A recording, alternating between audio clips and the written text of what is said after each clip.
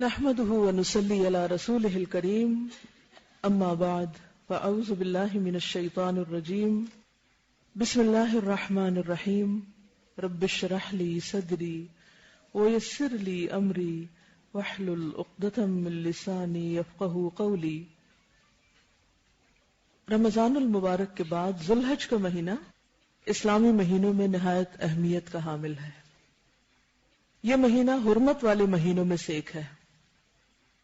ذوالحجہ کا پہلا عشرہ نیکیوں اور اجر و ثواب کے اعتبار سے عام دنوں کے مقابلے میں بہت ہی اہم ہے، جس کی فضیلت قرآن حکیم اور احادیث سے ثابت ہے۔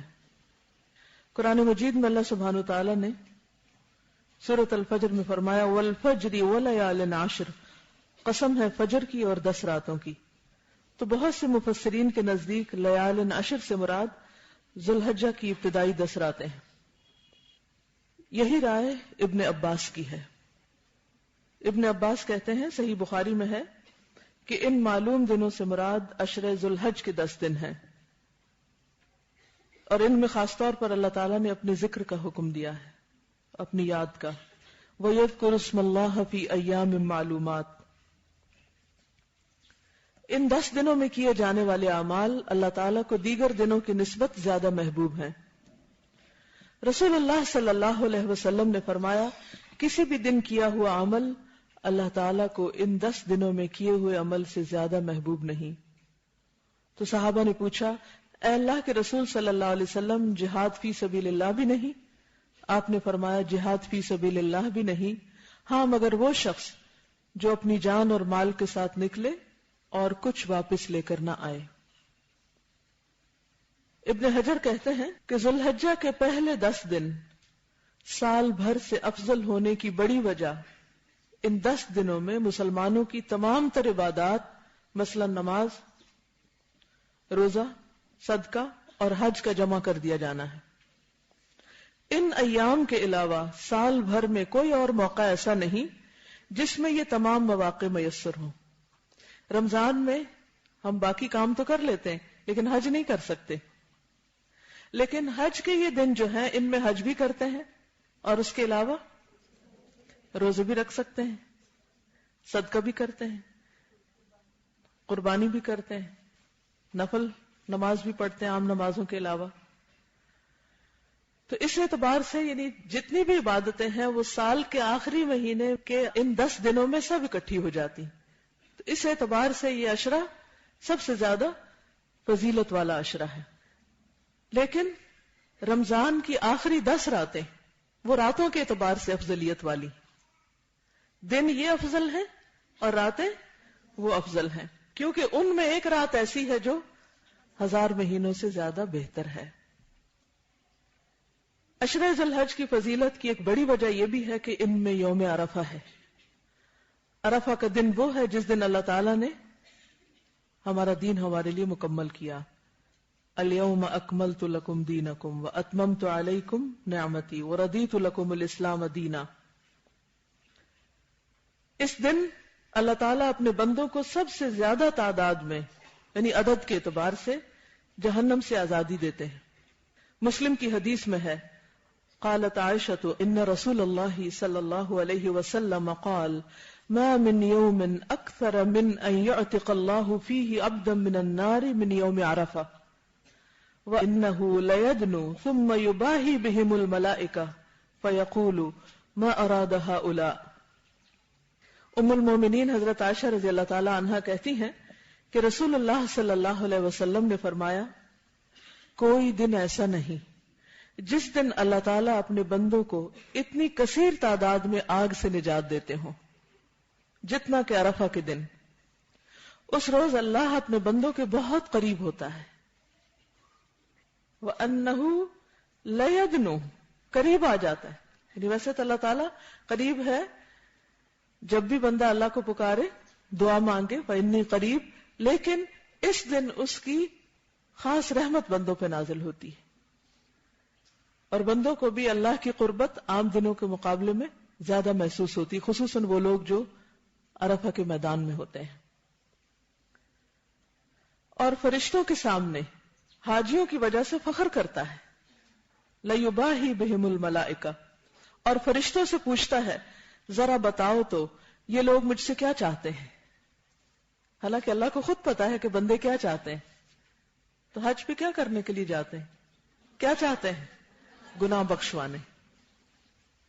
یعنی اس دن سب سے زیادہ انسان کو کیا فکر ہوتی کہ گناہ بخشے جائیں. اور حج مبرور کس کا حج ہے؟ جو گناہوں سے اس طرح پاک ہو کر آئے جیسے اس کی ماں نے اس کو جنم دیا تھا جس دن، اس دن کی طرح. پھر اسی طرح عرفہ کے دن آپ صلی اللہ علیہ وسلم نے وہ مشہور خطبہ بھی دیا جو خطبہ حجۃ الوداع کے نام سے مشہور ہے، اور اس میں بے شمار بہت ہی عمدہ قسم کی نصیحتیں اپنی امت کو فرمائی. بلکہ صرف امت کے لیے نہیں، پوری انسانیت کے لیے وہ ایک زبردست حقوق انسانی کا منشور ہے. انہی دنوں میں یوم النحر بھی ہے، 10واں دن. اس دن قربانی ہوتی ہے، اور یہ قربانی کس کی یاد ہے؟ اللہ کے قرب کے لیے، اللہ کی رضا کے لیے، اللہ کی خاطر یہ قربانی دی جاتی ہے. جیسے کہ قرآن مجید میں آتا فَصَلِّ لِرَبِّكَ وَانْحَرْ، اپنے رب کے لیے نماز پڑھو اور رب ہی کے لیے قربانی کرو. تو غیر اللہ کے نام پہ قربانی نہیں کرنی چاہیے، وہ شرک میں شامل ہو جاتا ہے، اور اس کا کھانا بھی حرام ہے، جیسے مردار کا کھانا یا سور کا کھانا. اس دن کے بارے میں بھی رسول اللہ صلی اللہ علیہ وسلم نے فرمایا، 10ویں دن کے بارے میں، کہ اللہ تعالیٰ کے نزدیک سب سے فضیلت والے دن یوم النحر اور یوم القر 11 ذو الحج قیام منا میں ہے.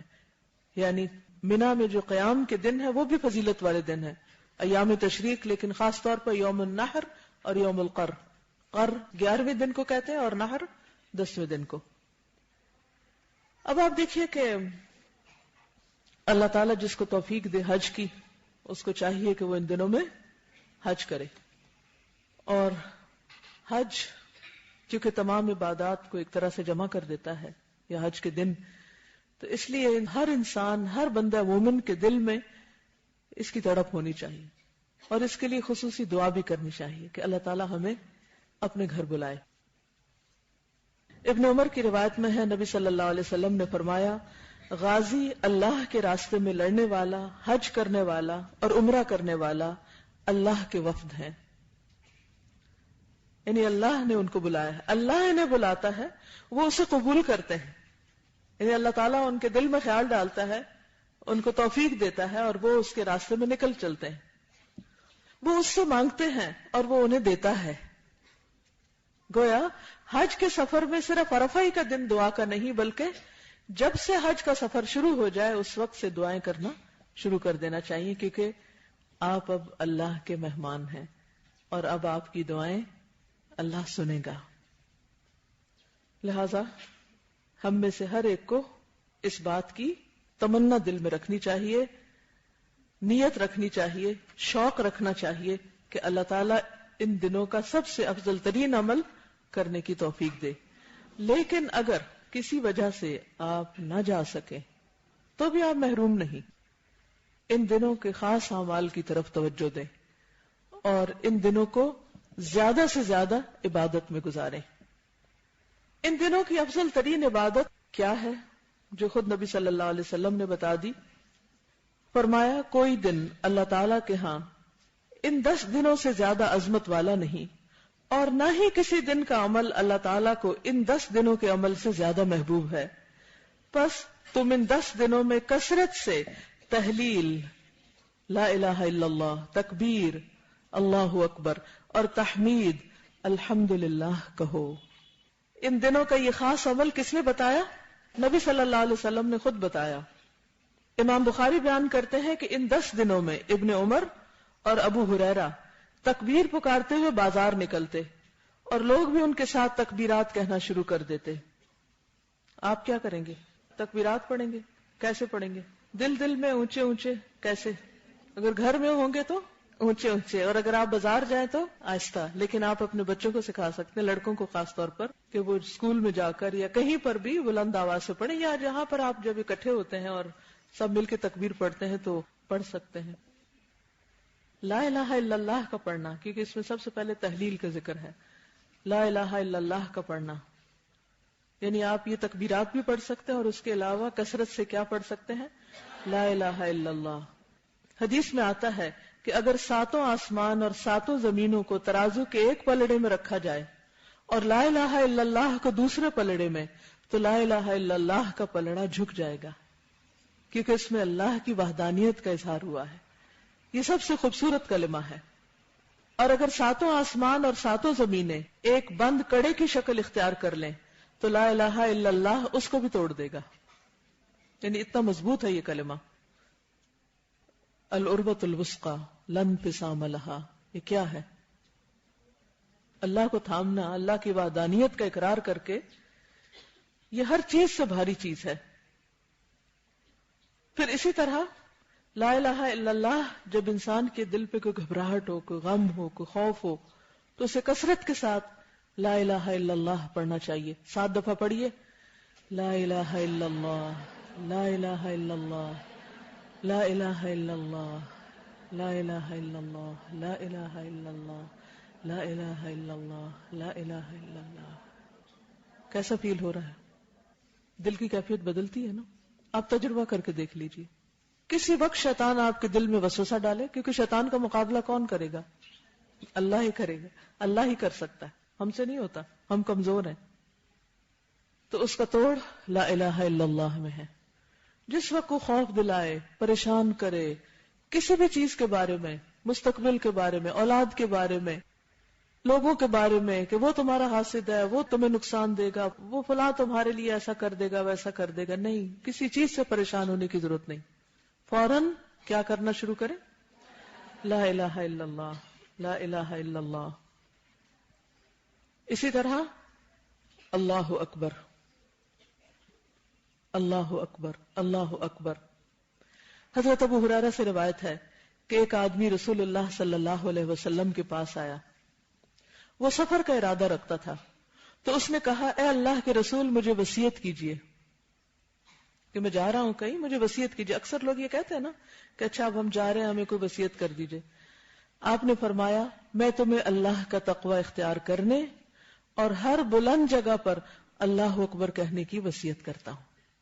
تو خصوصاً جب آپ بلندی کی طرف جا رہے ہو، تو جب انسان اوپر کو جا رہا ہوتا ہے نا کسی بھی اعتبار سے، تو اس کے سر پہ اپنی بڑائی کا بھوت سوار ہونے لگتا ہے کہ میں بڑی چیز ہوں، اس لیے مجھے بڑی کامیابیاں مل رہی، یا میں بڑے بلند مقامات پہ جا رہا ہوں، اونچا چڑھ رہا ہوں۔ تو خواہ جہاز اوپر جائے یا گاڑی اوپر جائے یا آپ خود سیڑھیاں چڑھ کے اوپر جا رہے ہو، ایک ویسے بھی روحانی طور پر کوئی ترقی آپ کو نصیب ہو رہی ہو، تو آپ اس وقت فوراً کیا کہیں؟ میں بڑی نہیں، کون بڑا ہے؟ اللہ اکبر، اللہ سب سے بڑا ہے۔ حضرت نعمان سے روایت ہے کہ رسول اللہ صلی اللہ علیہ وسلم نے فرمایا، تم لوگ اللہ کی عظمت کا جو ذکر کرتے ہو، یعنی لا الہ الا اللہ، تسبیح، تحلیل اور تحمید کے الفاظ کہتے ہو، وہ عرش کے گرد چکر لگاتے ہیں، یعنی ہماری یہ تسبیحات کہاں تک پہنچتی ہیں؟ عرش تک، اور پھر اس کے ارد گرد چکر لگاتے ہیں یہ کلمات، اور ان کی ایسی بھنبھناہٹ ہوتی ہے جیسے شہد کی مکھیوں کی بھنبھناہٹ۔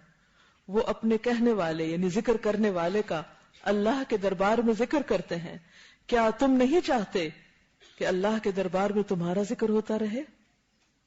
فاذکرونی اذکرکم واشکروا لی ولا تکفرونی۔ بڑی دھیمی آواز میں اللہ اکبر، اللہ اکبر، لا الہ الا اللہ، واللہ اکبر وللہ الحمد۔ حضرت ابو ہریرہ رضی اللہ عنہ سے روایت ہے کہ رسول اللہ صلی اللہ علیہ وسلم نے فرمایا، سبحان اللہ والحمد للہ ولا الہ الا اللہ واللہ اکبر باقی رہنے والی نیکیاں ہیں۔ وہ آتا ہے نا والباقیات الصالحات، تو وہ کیا چیزیں ہیں؟ کہیے سبحان اللہ والحمد للہ ولا الہ الا اللہ واللہ اکبر۔ سب کہیں سبحان اللہ والحمد للہ، سبحان اللہ والحمد للہ ولا الہ الا اللہ واللہ اکبر۔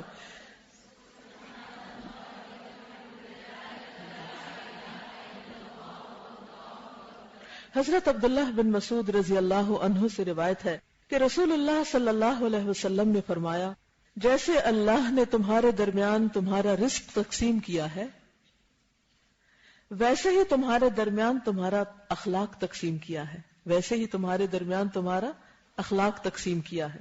آپ نے دیکھا ہوگا کچھ لوگ بہت ہی بااخلاق ہوتے ہیں اور کچھ لوگ بس درمیانی درجے اور کچھ تو گئے گزرے۔ اور بے شک اللہ تعالیٰ مال اس کو بھی دیتا ہے جس سے محبت کرتا ہے، یعنی ضروری نہیں کہ جس کے پاس مال ہے وہ اللہ کا ناپسندیدہ ہے، اللہ کے پسندیدہ بندوں کے پاس بھی مال ہو سکتا ہے، اور اس کو بھی دیتا ہے جس سے محبت نہیں کرتا، یعنی مال دونوں طرح کے لوگوں کو دیتا ہے، مگر ایمان صرف اس کو دیتا ہے جس سے محبت کرتا ہے، ایمان اس کو دیتا ہے جس سے وہ محبت کرتا ہے۔ تو جو بچائے اپنے مال کو خرچ کرنے سے، یعنی اس کے دل میں پھر یہ ہو کہ ہے خرچ کرنے سے کم ہو جائے گا، نہ خرچ کر پائے، اور دشمن سے مقابلہ کرنے سے ڈرتا ہو، اور خوف کھائے رات سے کہ وہ پریشان کرے گی، یعنی رات کے اندھیرے سے اس کو ڈر لگتا ہو، وہ شخص اس قول کی کثرت کرے، کیا؟ لا الہ الا اللہ سبحان اللہ والحمد للہ واللہ اکبر۔ کہیے لا الہ الا اللہ سبحان اللہ والحمد للہ واللہ اکبر۔ معنی اس کا کیا ہے کہ جو شخص مال خرچ نہ کر پائے، دل کا تنگ ہو، زیادہ نہ دے سکے، یا جس میں دشمن کا مقابلہ کرنے کی طاقت نہ ہو، بعض اوقات ایسے لوگ ہوتے ہیں نا دشمن کے آپ کی رینج سے باہر ہیں، یا پھر رات سے ڈرتا ہو۔ اندھیرے سے کس کس کو ڈر لگتا ہے؟ ہم میں سے بہت سے لوگوں کو ڈر لگتا ہے۔ تو جب رات کی تنہائی ستائے، اندھیرا ستائے، ڈر لگے، خوف آئے، خصوصاً رات کو گھر سے اگر باہر کسی وجہ سے نکلنا پڑے، تو اس وقت کیا پڑھیں؟ لا الہ الا اللہ سبحان اللہ والحمد للہ واللہ اکبر۔ حدیث میں آتا ہے کہ جب بھی سورج طلوع ہوتا ہے اللہ تعالیٰ کی ہر مخلوق اس کی تسبیح بیان کرتی۔ آپ نے دیکھا ہوگا پرند چرند سب اٹھ کے صبح سویرے اپنی اپنی زبان میں تسبیح کرنے لگتے ہیں۔ ایک منظر ہوتا ہے دیکھنے اور سننے والا، یوں لگتا ہے سوئے ہوئے پودے بھی اٹھ رہے ہیں، کھڑے ہو رہے ہیں، سیدھے ہو رہے ہیں، لہلہا رہے ہیں۔ لیکن شیطان اور اولاد آدم میں آتے قسم کے لوگ نہیں کرتے۔ میں نے سوال کیا کہ اولاد آدم میں آتا قسم کے لوگ سے کیا مراد ہے؟ آتا تا توئے سے نہیں، ٹھیک ہے؟ آپ صلی اللہ علیہ وسلم نے فرمایا بدترین انسان، سرکش انسان، یا فرمایا اللہ کی مخلوق میں سے بدترین کو آتا کہتے ہیں۔ وہ نہیں ذکر کرتے، یا وہ سوئے رہتے ہیں، یا جاگے بھی تو کوئی گانے گنگنانے لگتے ہیں، یا پھر فضول باتوں میں لغویات میں لگ جاتے ہیں۔ آپ نے دیکھا ہوگا کہ صبح سویرے کچھ لوگوں کو باتیں کرنے کی بہت عادت ہوتی ہے، سویرے سویرے گھر میں لڑائی جھگڑا فساد، آپس میں ایک دوسرے سے گرمبل کرنے لگتے ہیں، گھر میں نہ تلاوت گونجتی ہے، تلاوت کی آوازیں نہیں گونجتی، کوئی ذکر اذکار نہیں ہوتا، کوئی اللہ کی تسبیح نہیں ہوتی، کوئی غور و فکر نہیں ہوتا، بس صبح سویرے چیخم دھاڑ شروع ہو جاتی۔ یہ کس چیز کی علامت ہے؟ سرکش انسان ہونے کی، بدترین انسان ہونے کی۔ تو ہم سب کو اپنے گھروں کا کلچر بدلنا ہے۔ کیا کرنا ہے؟ صبح بلند آواز سے تلاوت کیا کریں، ایک گونج ہونی چاہیے اس تلاوت میں کہ گھر کا گوشہ گوشہ اس کو سنے، ذکر کریں، صبح شام کے اذکار پڑھیں، تسبیحات کریں، اور اللہ کی باقی مخلوق کے ساتھ اللہ کی تسبیح میں شریک ہو جائیں۔ ان دنوں میں خاص طور پر ذوالحج کے جو دن ہیں، ان میں جو پسندیدہ ترین ذکر ہے وہ تکبیرات وغیرہ ہے، لا الہ الا اللہ ہے۔ اگر یاد نہ رہے تو آپ کچھ ایسا سیٹ کر لیں کہ تکبیرات کی جو کیسٹ ہے وہ لے کے ابھی سے رکھ لیں، یا پرانی کہیں لی ہوئی یا پہلے سے تو اس کو ڈھونڈ کے نکال کے رکھ لیں، ایک ٹیپ ریکارڈر سیٹ کر لیں اور صبح سویرے اس کو پلے کر دیں۔ پھر اسی طرح اگر آپ کے پاس انٹرنیٹ کی سہولت ہے تو آپ کیا کر سکتے ہیں کہ لیپ ٹاپ کے اندر آپ یوٹیوب سے یا کسی بھی جگہ سے حرم کی تکبیرات یا مختلف طرح کی تکبیرات ان کو ڈاؤن لوڈ کر لیں، الہدا کی ویب سائٹس پہ بھی ڈالی ہوئی ہیں، تو آپ ان کو کلک کر دیں اور وہ چلا دیں۔ ہوتا یہ کہ صبح سویرے جو کلمہ ہم سنتے ہیں وہ سارا دن پھر خود بخود دہرانے لگتے ہیں، ایک عجیب چیز ہوتی ہے۔ پھر اسی طرح یہ ہے کہ یہ جو تسبیحات ہیں یہ عمر میں اضافے اور برکت کا ذریعہ بھی ہے۔ یہ ذکر بڑی فضیلت والے ہیں. رسول اللہ صلی اللہ علیہ وسلم نے فرمایا اس مومن سے زیادہ اللہ کے نزدیک کوئی افضل نہیں جس نے اسلام میں اپنی تسبیح، تکبیر اور تحلیل کی وجہ سے لمبی عمر پائی. یعنی تسبیحات کی وجہ سے اس کی عمر لمبی ہوئی، اس میں اضافہ ہوا یا برکت ہوئی. ام ہانی رضی اللہ عنہا فرماتی ہیں کہ میں رسول اللہ صلی اللہ علیہ وسلم کی خدمت میں حاضر ہوئی اور عرض کیا اے اللہ کے رسول صلی اللہ علیہ وسلم مجھے کوئی عمل بتائیے کیونکہ میں عمر رسیدہ، ناتواں اور بھاری بدن والی ہو گئی ہوں. عمر زیادہ ہو گئی ہے، جسم پھول گیا ہے اور ویسے کمزوری لاحق ہو گئی ہے. یعنی مشقت والی عبادت اب نہیں کر سکتی، زیادہ نفل نہیں پڑھ سکتی یا طواف یا عمرہ وغیرہ نہیں کر سکتی. فرمایا 100 بار اللہ اکبر کہا کرو، 100 بار الحمدللہ کہا کرو، 100 بار سبحان اللہ کہا کرو. یہ تمہارے لیے راہ الہی میں 100 گھوڑے زین اور لگام کے ساتھ دینے سے بہتر ہیں اور 100 اونٹوں سے بہتر ہیں، 100 غلام آزاد کرنے سے بہتر ہیں. کیونکہ وہ اب کچھ اور کر نہیں سکتی لیکن ان کے دل میں محبت ہے نیکی کرنے کی، تو ان کے لیے یہ ذکر بھی اتنے بڑے اجر و ثواب کا باعث ہو جائے گا. اگر آپ کے پاس 100 گھوڑے نہیں اللہ کے راستے میں دینے کو، بہت مال نہیں ہے خرچ کرنے کو، تو پھر کیا کرنا چاہیے؟ ذکر الہی کی کثرت. اور میں چاہوں گی کہ جتنے بھی آپ کے جاننے والے ہیں سب کو وہ ذکر الہی کا جو کارڈ ہے 1 منٹ کا بہترین استعمال، وقت کا بہترین استعمال، جو وہ اگر آپ دے دیں اس میں بھی یہ تسبیحات لکھی ہوئی، تو اس سے یہ ہوگا کہ یاد دہانی ہو جائے گی سب کو، اور آپ کی وجہ سے جتنے بھی لوگ ذکر کریں گے انشاءاللہ ان کا ثواب بھی آپ کو ملے گا. قریب سے نبی صلی اللہ علیہ وسلم کا گزر ہوا تو فرمایا ابو ہریرہ کیا اگا رہے ہو؟ کہا میں نے عرض کیا درخت لگا رہا ہوں. فرمایا اس سے بہتر درخت تمہیں نہ بتاؤں؟ عرض کیا ضرور اے اللہ کے رسول صلی اللہ علیہ وسلم. فرمایا کہو سبحان اللہ والحمد للہ ولا الہ الا اللہ واللہ اکبر. ان میں سے ہر کلمہ کے بدلے جنت میں تمہارے لیے ایک درخت لگے گا. اس سے نبی صلی اللہ علیہ وسلم کا طریقہ تدریس بھی پتہ چلتا ہے کہ آپ ہر موقع پر کچھ نہ کچھ سکھاتے تھے اور بہت نیچرل انداز میں. حضرت ابن مسعود سے روایت ہے کہ رسول اللہ صلی اللہ علیہ وسلم نے فرمایا شب معراج میں میری ابراہیم علیہ السلام سے ملاقات ہوئی تو انہوں نے کہا کہ اپنی امت کو میرا سلام پہنچا دیجیے. آپ بھی کہہ دیجیے وعلیکم السلام.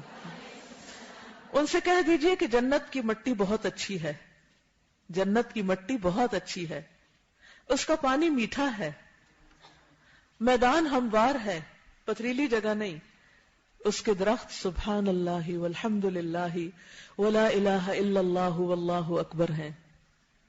سب کا پلاٹ الاٹڈ ہے آلریڈی. اب یہ آپ کے اپنے اوپر ہے کہ کتنے درخت اگاتے ہیں، کتنی تسبیحات پڑھتے ہیں.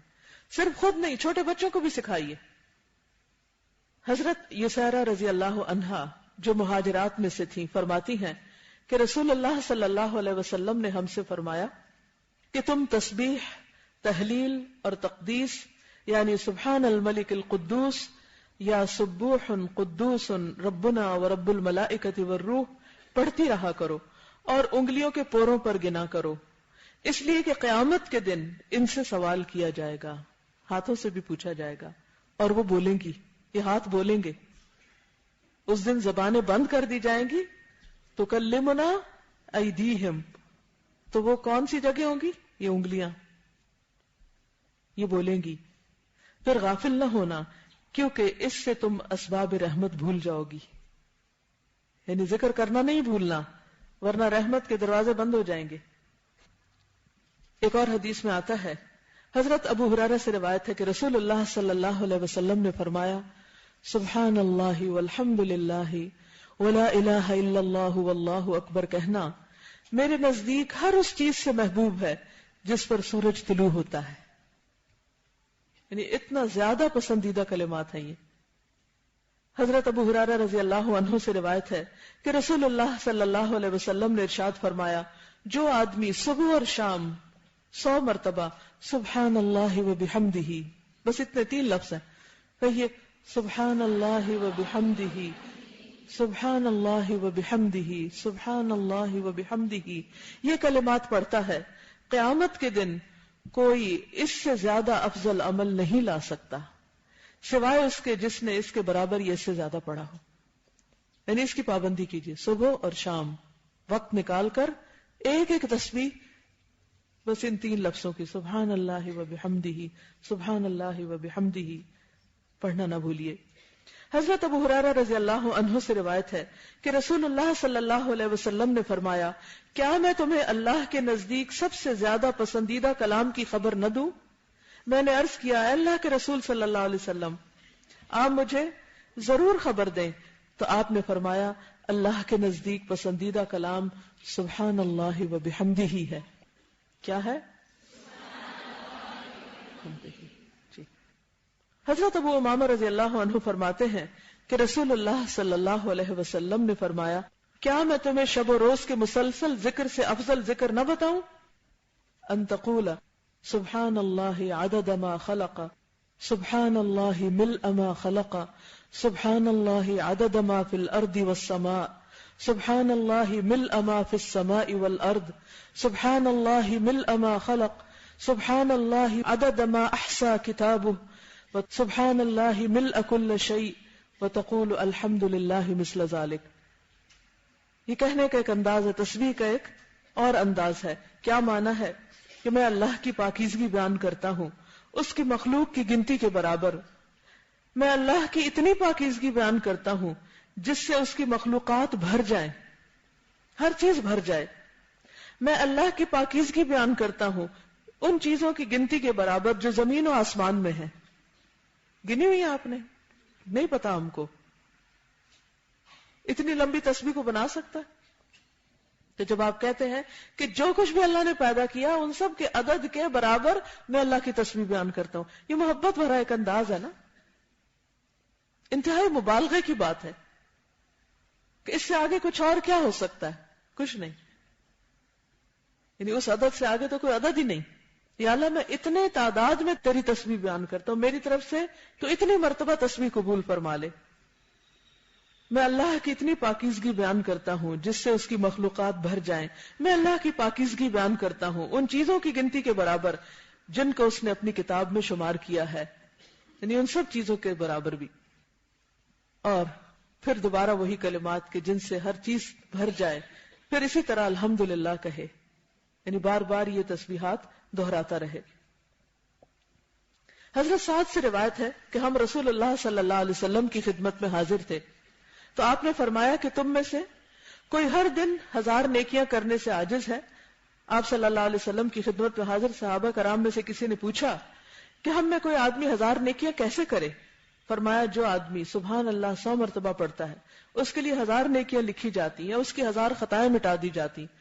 یعنی ایک اور انداز سے مزید شوق دلایا، کیونکہ انسان ہزاروں کی گنتی بہت پسند کرتا ہے. اسی طرح رسول اللہ صلی اللہ علیہ وسلم نے فرمایا، ذنون کون تھے؟ یونس علیہ السلام کی مچھلی کے پیٹ میں کی جانے والی دعا ایسی ہے کہ کوئی مسلمان اسے پڑھ کر دعا کرے گا تو اللہ تعالیٰ ضرور اس کی دعا قبول فرمائے گا. اور وہ کیا ہے؟ لا الہ الا انت سبحانک انی کنت من الظالمین. اب اپنے لیے دعا کیجیے. حضرت ارباز بن ساریہ فرماتے ہیں کہ نبی اکرم صلی اللہ علیہ وسلم اس وقت تک نہ سوتے جب تک سبح یسبح اور سبحان سے شروع ہونے والی صورتیں نہ پڑھ لیتے، اور فرماتے کہ ان صورتوں میں ایک آیت ایسی ہے جو 1000 آیتوں سے زیادہ افضل ہے. اسی طرح اللہ کی تحمید بیان کرنی چاہیے. تحمید سے کیا مراد ہے؟ الحمدللہ کہنا. الحمدللہ کہنا کیا کرتا ہے؟ میزان کو بھر دیتا ہے. تملأ المیزان. اتنی حدیثیں اس لیے سنا رہی ہوں کہ شاید کچھ یاد رہ جائے اور 10 دن کثرت سے اللہ کے ذکر میں گزرے. یہ دیکھیے سب سے آسان نسخہ بتا رہی ہوں کہ جس میں کچھ خرچ نہیں. حضرت ابو سعید رضی اللہ عنہ سے روایت ہے کہ رسول اللہ صلی اللہ علیہ وسلم نے فرمایا، جب بندہ الحمدللہ کثیرہ کہتا ہے، یعنی الحمدللہ کہہ کے دل نہیں بھرتا تو کہتا ہے کثیرہ، بہت زیادہ، کثرت سے، تو اللہ تعالیٰ فرماتے ہیں میرے بندے کے لیے میری بہت ساری رحمت لکھ دو. اس میں بھی آپ دیکھیے کہ صرف یہ الفاظ دہرانا ہی کام نہیں ہے بلکہ ان میں محبت اور جذبات شامل ہونے چاہیے. ایک اور حدیث میں ہے، انس بن مالک کی روایت ہے، نبی اکرم صلی اللہ علیہ وسلم نے فرمایا آہستگی اللہ کی طرف سے ہے اور جلد بازی شیطان کی طرف سے.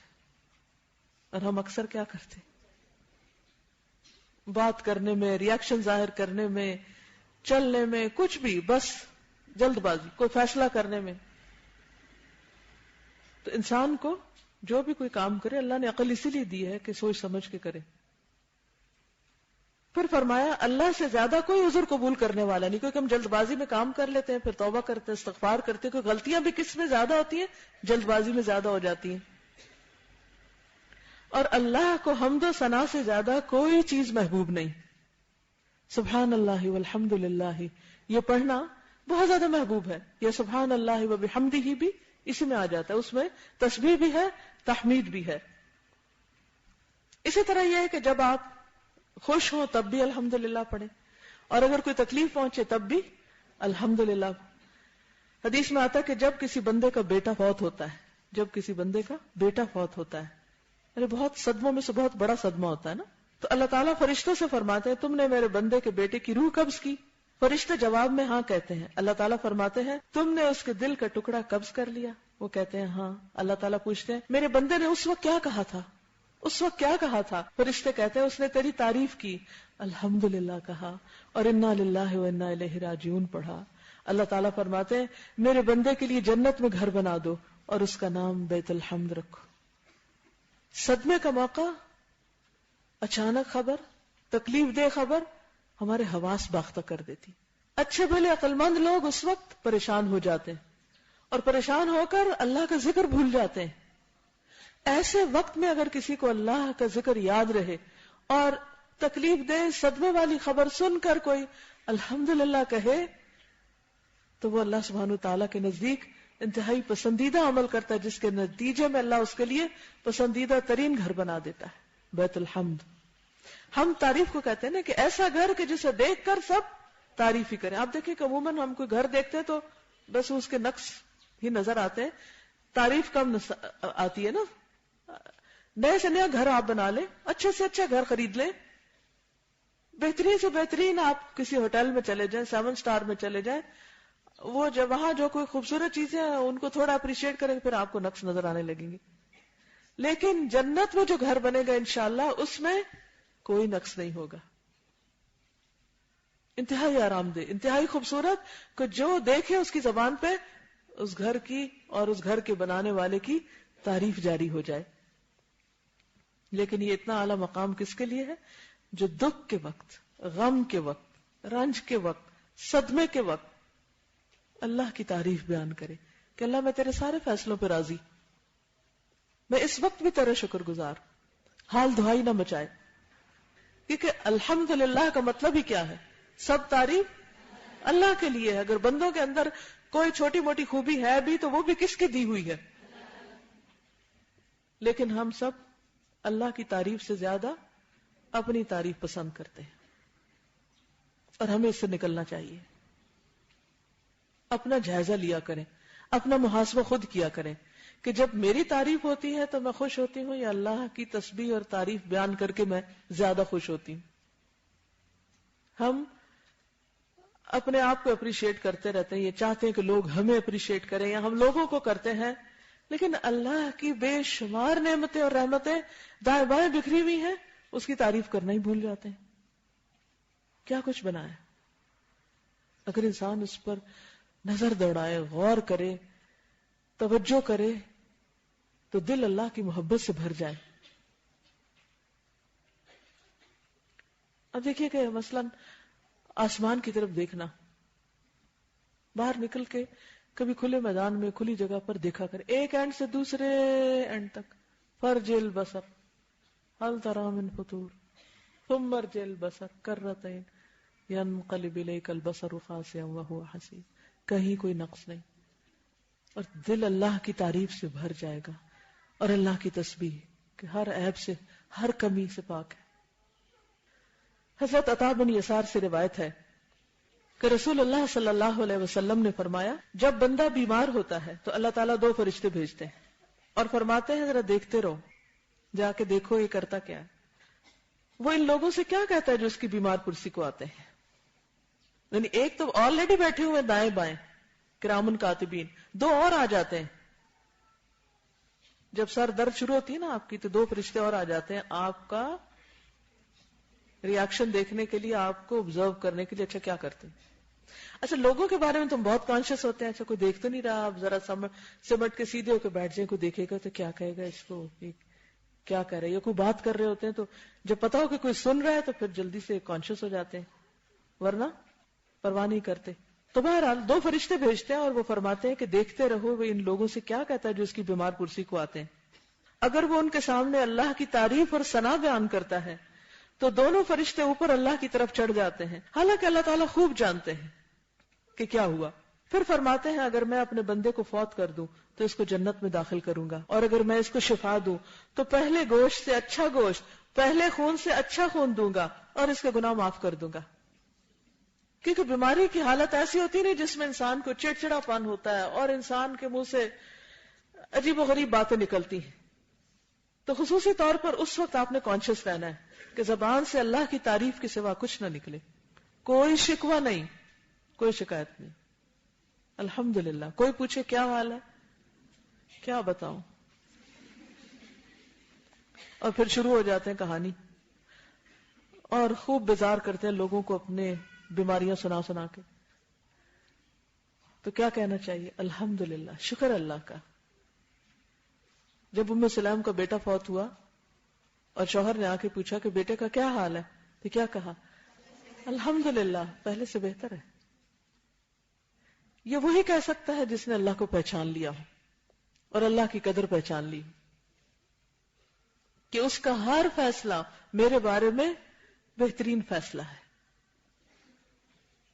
اور یہ دنیا میں بھی انسان کو فائدہ دیتا ہے. دنیا میں بھی انسان کے اندر ایک شکر گزاری کی کیفیت اور ایک خوشی اور ایک اطمینان کی کیفیت رکھتا ہے، اور آخرت میں بھی. اور قیامت کے دن آخرت میں کیا فائدہ ہوگا؟ فرمایا افضل عباد اللہ یوم القیامت الحمادون.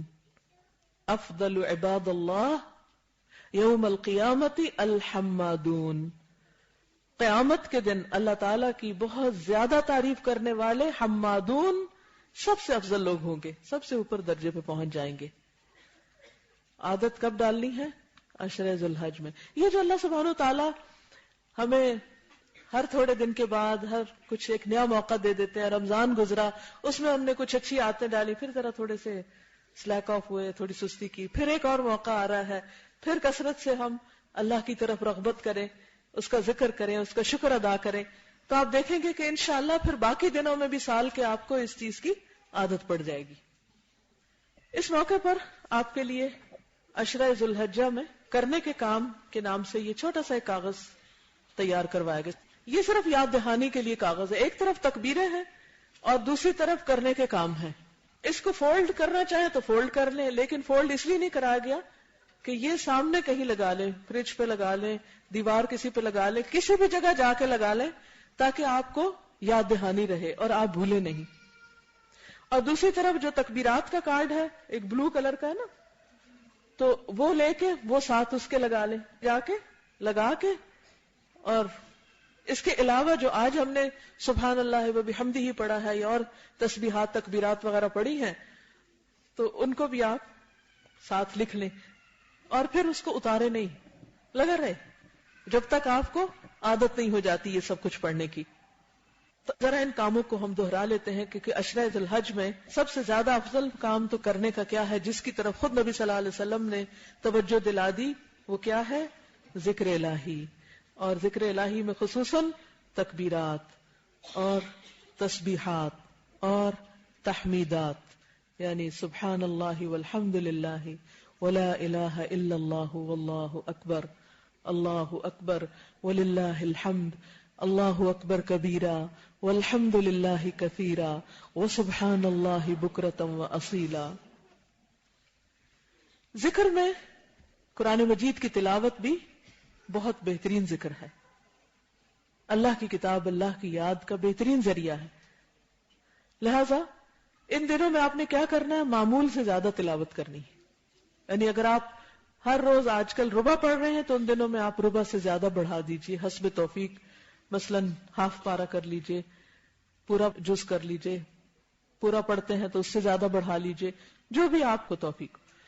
پھر اسی طرح یہ ہے کہ کوشش کریں کہ قرآن مجید کی تلاوت بھی آپ سنتے رہیں, خصوصاً جب آپ کو گھر کا کام کاج کر رہے ہیں. کوئی نئی چیز حفظ ضرور کریں, کوئی چند آیتیں ہی حفظ کر لیں, اور اگر آپ حفظ نہیں کر سکتے تو کم از کم پچھلا جو بھی حفظ کیا وہ اس کی لسٹ بنا کے اس کو کسی کو سنائیں, یاد ہے یا بھول گیا, اس کی دہرائی کر لیں. جو چیز حفظ کریں اس کو نماز میں پڑھنے کی کوشش کریں. اسی طرح چونکہ آپ میں سے بہت سے لوگ قرآن مجید کا ترجمہ جانتے ہیں تو بہرحال قرآن مجید کے ترجمے کی دہرائی بھی آپ کر سکتے ہیں.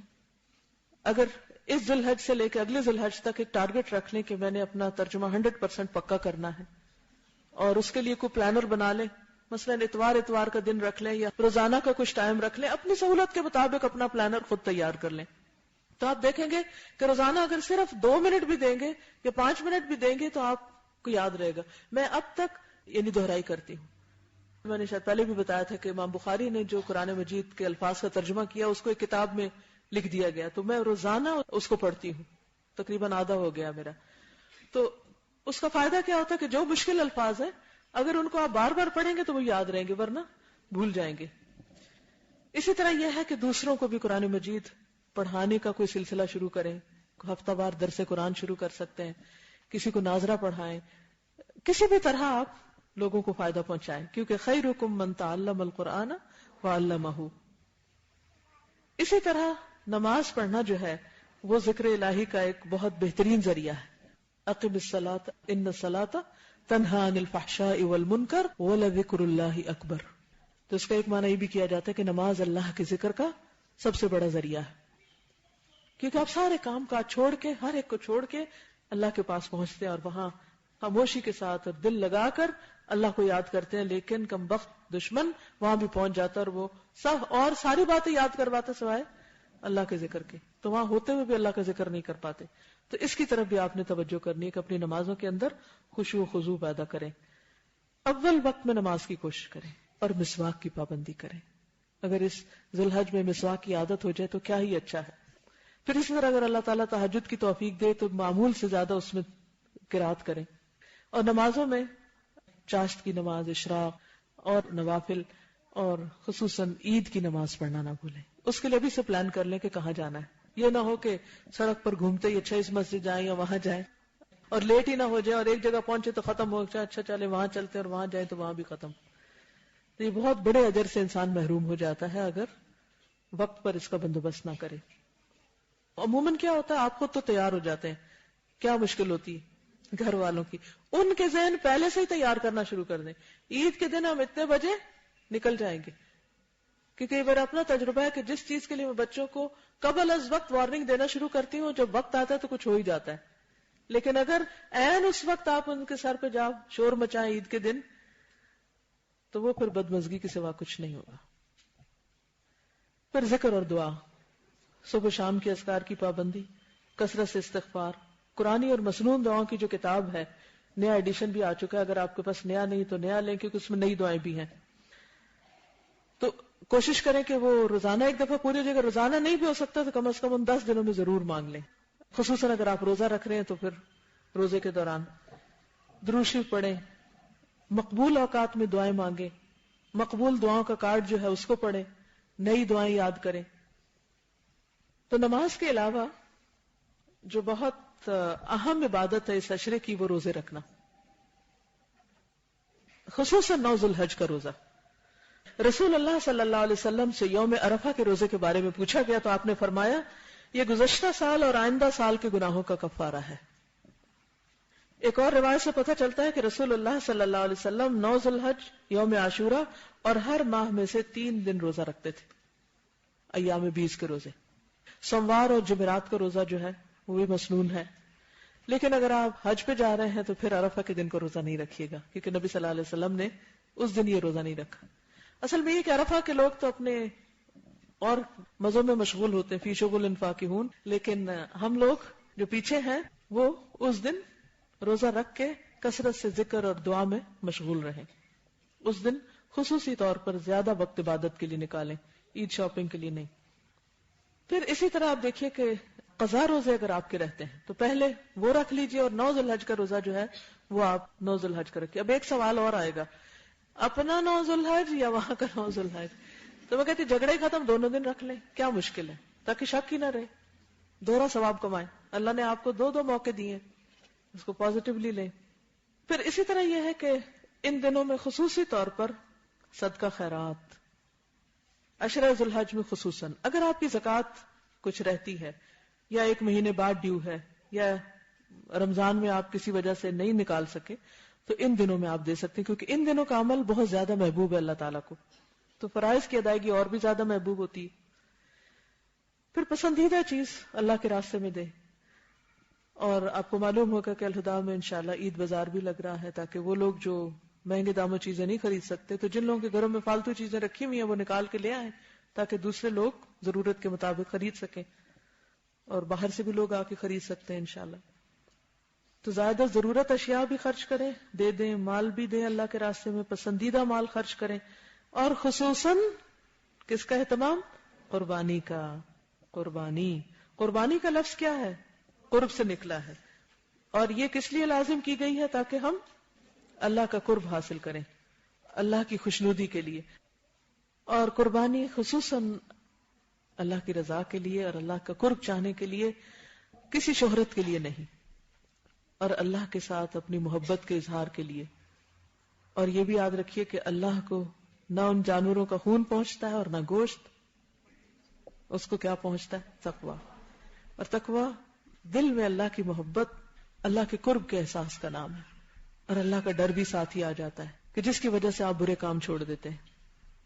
اور قربانی جو ہے وہ ہر امت پہ فرض رہی ہے. لِكُلِّ أُمَّةٍ جَعَلْنَا مَنْسَكًا هُمْ نَاسِكُوهُ. اور خصوصاً ابراہیم علیہ السلام نے تو اعلیٰ ترین مثال قائم کی. سورۃ الصافات کی آیات ہیں جس میں حضرت ابراہیم کے اپنے بیٹے کو قربان کرنے کا واقعہ ملتا ہے. پچھلے دفعہ کے لیکچر میں وہ کہانی پوری بیان ہوئی ہے، اس سال اس سے گریز کروں گی، اور آپ سب کو معلوم ہی ہے. خصوصاً اپنے بچوں کو ضرور سنائیے یہ کہانی، یاد دہانی کرائیے ان کو کہ اللہ کے جو دوست ہوتے ہیں، اللہ کے محبوب بننے کے لیے پیاری ترین چیز اللہ کے راستے میں قربان کی جاتی ہے. اور اس کی نبی صلی اللہ علیہ وسلم نے بہت تاکید بھی کی. عید پڑھنے کے بعد پہلا کام کیا ہوتا ہے؟ قربانی کرنا. آپ صلی اللہ علیہ وسلم ان لوگوں سے ناراض بھی ہوئے جن کے پاس وسعت اور پھر وہ قربانی نہ کرے. فرمایا کہ جو وسعت کے باوجود قربانی نہ کرے وہ ہماری عیدگاہ کے قریب نہ آئے. اس سے اندازہ ہوتا ہے کہ کتنا ضروری ہے. اسی طرح ایک روایت میں آتا ہے کہ ایک صحابی کہتے ہیں کہ ہم رسول اللہ صلی اللہ علیہ وسلم کے ساتھ عرفات میں تھے. آپ نے فرمایا اے لوگو، ہر سال ہر گھر والوں پر قربانی ہے، یعنی جس کے پاس بھی وسعت ہے وہ سب ایک قربانی کر لیں. یعنی پورے گھر والوں کی طرف سے ایک بھی کافی ہو جاتی ہے، لیکن اگر ایک سے زیادہ کرنا چاہیں تو بھی آپ کر سکتے ہیں. اور قربانی کے احکامات جو ہیں وہ یہ جو آپ کو دیا گیا پیمفلٹ اس کے اندر موجود ہیں. ان کو میں اس لیے نہیں بیان کر رہی کہ آپ خواتین نے تو ذبح نہیں کرنا کسی چیز کو، لیکن اگر آپ قربانی نہیں کر سکتے تو کیا کر سکتے ہیں؟ کچھ نہ کچھ جو آپ کی ملکیت میں ہے اسے اللہ کے راستے میں دیں. اگر وہ بھی نہیں دے سکتے تو کسی بیمار کی مزاج پرسی کریں، کسی دکھی کی دل جوئی کریں، عید کے تحائف دیں، رشتہ داروں کی خبرگیری کریں، محتاجوں اور مسکینوں کا خیال کریں. یعنی کوئی نہ کوئی مالی یا جانی قربانی ضروری ہے.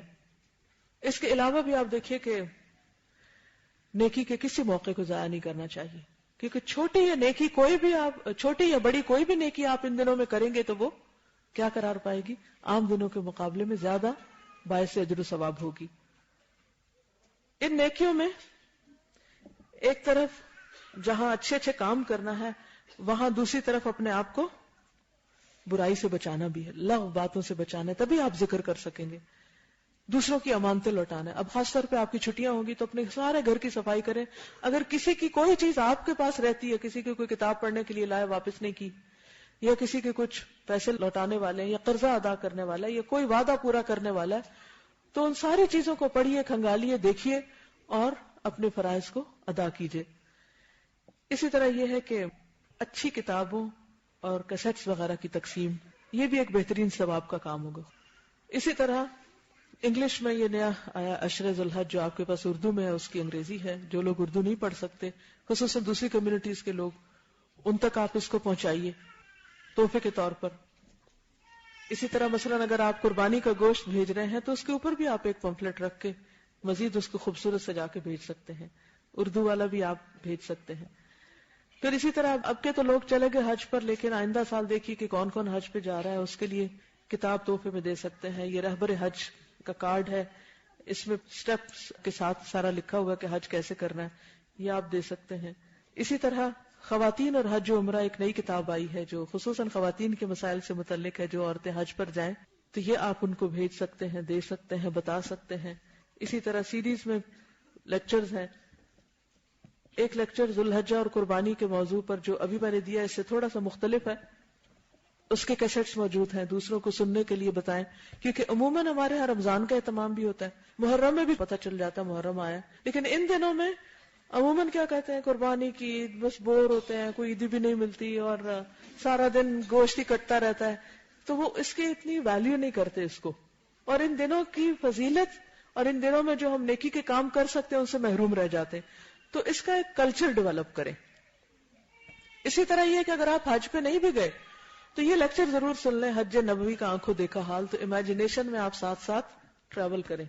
اسی طرح لبیک عمرہ ہے، اگر کوئی عمرے پہ جا رہا ہو تو اس کو آپ تحفے میں دے سکتے ہیں. یہ ساری چیزیں آج انشاءاللہ سٹال پر موجود ہوں گی. اسی طرح عمرہ اور حج تیاری اور طریقہ کا یہ آپ گفٹ دے سکتے ہیں لوگوں کو جو جانے والے ہوں. اسی اس سے زیادہ ڈیٹیل میں یہ کیسٹس ہیں. جو جا رہے ہیں ان کو آپ سفر کی دعائیں دے سکتے ہیں. زاد راہ کی یہ انگلش اور اردو میں جو کتاب ہے یہ دے سکتے ہیں. تو نیکی کمانے کے مختلف طریقے اور ذریعے ہیں، آپ اس میں سے جو بھی آپ کو سوٹ کرتا ہو آپ اس کا اہتمام کیجیے. اور اب میں تھوڑا سا وقت سوالوں کے لیے چھوڑوں گی، لیکن اس سے پہلے ایک چھوٹی سی یاد دہانی یہ کرانا چاہوں گی کہ اعمال جو ہوتے ہیں نا وہ دل کے بھی ہوتے ہیں، زبان کے بھی ہوتے ہیں اور سارے اعضاء کے بھی ہوتے ہیں. تو اس سارے لیکچر کو سم اپ کر لیتے ہیں ان 3 کیٹیگریز میں. دل کے اعمال کیا ہیں؟ Actions of the heart. جی، نیت، اللہ پر ایمان، اللہ سے محبت، اللہ پر توکل، اللہ کی طرف بار بار پلٹنا، رجوع کرنا، ہر لمحہ اس کو یاد رکھنا دل میں، اللہ کا تقوی، اللہ سے اچھی امید رکھنا، اچھا گمان رکھنا، اس کی عبادت میں اخلاص رکھنا، اس کے فیصلوں پہ راضی ہونا، مشکل وقت آ جائے تو صبر سے کام لینا، اچھے حالات کے بارے میں پر امید رہنا اور یقین رکھنا کہ اللہ سبحانہ وتعالی بہت اچھا کر سکتا ہے. تو یقین کا کیا معنی ہے؟ اللہ کی ذات پر یقین، کہ جب ہم دعا مانگے تو اس یقین کے ساتھ مانگے کہ اللہ تعالیٰ آپ ہر چیز پہ قادر ہیں، آپ کر سکتے ہیں. تو ان دنوں میں جو ذکر کریں گے، جو دعا مانگیں گے، وہ کیسی دعا ہوگی؟ یقین کے ساتھ مانگی ہوئی دعا. پھر اسی طرح اپنے اندر تواضع اور خشوع لانا، یعنی اللہ سبحانہ وتعالیٰ کے آگے عاجزی کا اظہار کرنا، اللہ سے راضی اور خوش ہونا اور شکر ادا کرنا. یہ سب کچھ کیا ہے؟ دل کے اعمال. تو کوئی بھی عمل ان دنوں میں سارے سال کے دنوں سے زیادہ پسندیدہ اللہ کو. تو سب سے پہلے دل کے اعمال کی طرف توجہ کیجیے. دوسرے کیا ہیں؟ زبان کے. وہ کون سے عمل کرنے آپ نے؟ یہ جو ذکر کی قسمیں آپ کو آج بتائیں، خصوصاً تسبیحات، اور برے باتوں سے اور لغو باتوں سے پرہیز کرنا. یعنی جہاں دل کے اعمال میں اچھے عمل کرنا، وہاں برے اعمال سے بچنا، یعنی بدگمانی بندوں کے بارے میں ہو یا اللہ کے بارے میں، اس کو دور کرنا، اور شکوک و شبہات سے نکلنا، شہوات سے باہر آنا، اور زیادہ سے زیادہ اپنے دل کو اللہ کی طرف راغب کرنا. اسی طرح زبان پر بھی جہاں اچھے اذکار لانا ہے وہاں بری باتوں سے پرہیز کرنا. اسی طرح زبان کے اعمال میں قرآن کی تعلیم بھی ہے، پھر امر بالمعروف اور نہی عن المنکر بھی ہے. اللہ کے دین کی مارکیٹنگ کرنا، لوگوں کو کنونس کرنا کہ وہ اللہ کی باتیں جانیں، سیکھیں. دیکھیے، جاننے والے اور نہ جاننے والے برابر نہیں ہوتے. میں ایک واقعہ پڑھ رہی تھی ایک شخص کا، وہ کسی بات پہ پریشان ہوا اور اس نے خود کشی کے لیے کوئی چیز کھا لی، کوئی دوا کھا لی، اور اس کو پتا تھا کہ میں نے مرنا ہے، تو گیا اپنے کلب کے دوستوں سے ملنے، کلب گیا، وہاں جا کے کہتا ہے کہ مجھے وسکی دے دو اور آخری بار سب مجھ سے مسافہ کر لو کیونکہ آدھے گھنٹے بعد میں مرنے لگا ہوں۔ گویا اس نے اپنی موت کو بھی ایک بڑا ہی خوبصورت واقعہ بنا دیا، ایک فن بنا دیا۔ کیوں؟ اس کو نہیں پتا تھا کہ ابھی جو آدھے گھنٹے بعد اس نے مرنا ہے اس کے ساتھ ہوگا کیا، خودکشی کی کیا سزا ہے، اللہ کی نافرمانی میں شراب پیتے ہوئے مرنے کی کیا سزا ہے، اور غفلت میں مرنے کی کیا سزا ہے۔ یہ لا علمی ہے نا، تب لوگ ایسے کام کرتے ہیں۔ جس کے دل میں اللہ کی محبت ہو، جو اللہ کو پہچانتا ہو، فَعَلَمْ أَنَّهُ لَا إِلَهَ إِلَّا هُوَ، اس کا علم ہو، دین کا علم ہو، دین کی سمجھ ہو، کیا وہ ایسی حرکت کر سکتا ہے؟ نہیں کرے گا۔ وہ اللہ کی طرف جاتے ہوئے ڈرے گا، وہ زندگی کے ایک ایک لمحے کی قدر کرے گا کہ اللہ نے مجھے موقع دیا، میں کوئی نیکی کما لوں، میں کیوں اپنے آپ کو ختم کروں۔ وہ کبھی بھی خودکشی نہیں کرے گا۔ تو یہ فرق ہوتا ہے جاننے والے اور نہ جاننے والے میں۔ قُلْ هَلْ يَسْتَوِي الَّذِينَ يَعْلَمُونَ وَالَّذِينَ لَا يَعْلَمُونَ، کہہ دیجئے کیا جاننے والے اور نہ جاننے والے برابر ہوتے ہیں؟ کیسے ہو سکتا ہے کہ آپ دین کا علم حاصل نہ کریں اور آپ اپنے آپ کو کوئی فائدہ پہنچائیں؟ روز بھی چیزیں سیکھتے رہیں تو کم ہے، زندگی بہت چھوٹی ہے اور علم کی کوئی انتہائی نہیں۔ مثلا آج جو کچھ ہم نے سیکھا ہے، کیا اس سے پہلے سیکھا تھا؟ نہیں، میرے اپنے لیے بہت سی چیزیں نئی تھی۔ تو علم کی کوئی انتہا نہیں، ہم میں سے کوئی یہ نہیں کہہ سکتا مجھے سب کچھ آگے اور مزید کچھ مجھے سیکھنے کی ضرورت نہیں۔ اب جن لوگوں نے یہ لیکچر نہیں سنا، کیا وہ اس ذوق شوق سے تسبیح کر سکتے ہیں؟ تو ان کو سنوانا، ان کو بتانا بے حد ضروری ہے۔ اگر ہم خود نہیں بتا سکتے تو کوئی کیسٹ لے جا کے کسی کو دے سکتے ہیں، کسی کو کوئی کارڈ دے سکتے ہیں، کسی کو بیٹھ کے ساتھ پڑھوا سکتے ہیں۔ ویسے گھر میں کوئی بزرگ ہیں، آپ کے والد ہیں، کوئی بیمار ہے، ادھر ادھر بچے شور کر رہے ہیں، ان کو ساتھ بٹھا لے کہ چلے ہم سب مل کے تسبیح کرتے ہیں، چلے ہم سب مل کے اللہ کا ذکر کرتے ہیں، ان کو کہلوانا شروع کر دیں۔ تو جاننے والے اور نہ جاننے والے برابر نہیں ہوا کرتے۔ تو اس لیے اس زبان کے ساتھ کیا کیجئے؟ اللہ کے ذکر کے علاوہ اللہ کی باتیں، اللہ کی پسند کی چیزیں دوسروں کو بتائیے، امر بالمعروف کیجئے، نہی عن المنکر کیجئے، قرآن کی باتیں دوسروں تک پہنچائیے۔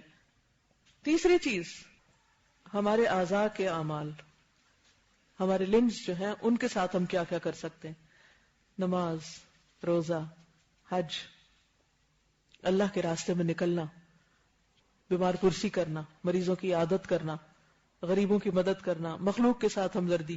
کوشش کیجئے کہ ان چھٹیوں میں کسی نہ کسی بیمار کو ضرور وزٹ کریں، یا ہسپتال جائیں، جا کے مریضوں کی خبر گیری کریں، یا جس کے بارے میں بھی رشتہ داروں میں یا آس پاس ہمسایوں میں پتہ کہ بیمار ہے اس کے پاس خاص طور پر جائیں، اس کو جا کر کوئی ذکر سکھائیں۔ یہی الحمدللہ جو کرنا ہے بیمار کے حال، یہی حدیث سنا کر اس کو الحمدللہ کے اوپر لگا کے آ جائیں۔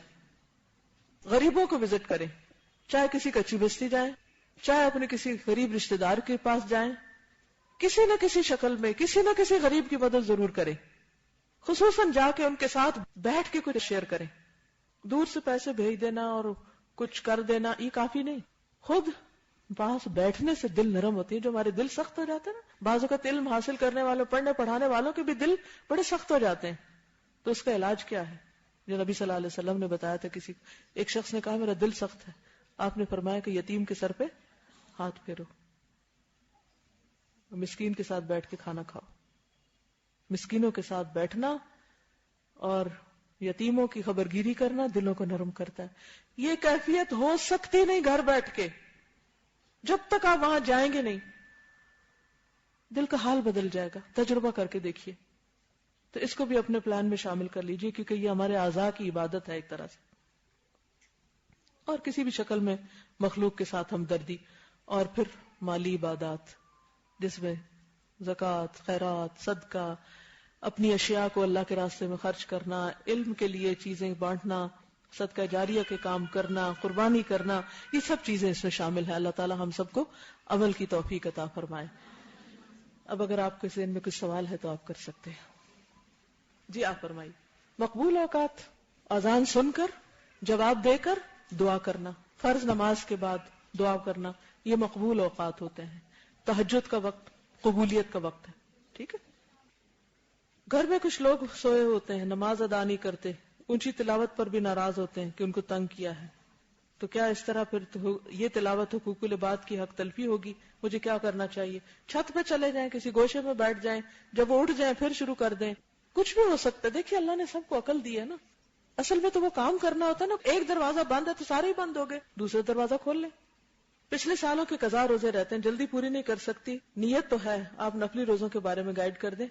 آپ عرفہ کے دن بھی اپنا قضا روزہ رکھ لیں تو انشاءاللہ اس دن جو آپ رکھیں گے تو آپ کو دونوں طرح کا ثواب مل جائے گا. آپ کے پاس جو حدیث ہے اسٹال پہ اویلیبل ہو جائیں تو بہت اچھی بات ہے. انشاءاللہ اگلے سال تک ہو جائیں گی. انشاءاللہ ہم تسبیح کے موضوع پر لکھ بھی رہے ہیں اور پمفلٹ باقاعدہ بنا دیں گے. لیکن اس کے لیے آپ کیا کریں، لیکچر کا لنک جو ہے اپنے رشتہ داروں کو بھیج دیں. ویب سائٹس کے اوپر یہ آ جائے گا. دوسری بات یہ ہے کہ انشاءاللہ جو ریٹن مٹیریل ہے اس میں جو ذکر الہی کا کارڈ ہے نا وہ سب کو بھیج دیں. تکبیرات کا کارڈ بھیج دیں، یہ بھیج دیں تو انشاءاللہ یہ بھی کافی ہو جائے گا اور باقی آئندہ مل جائے گا آپ کو. جی.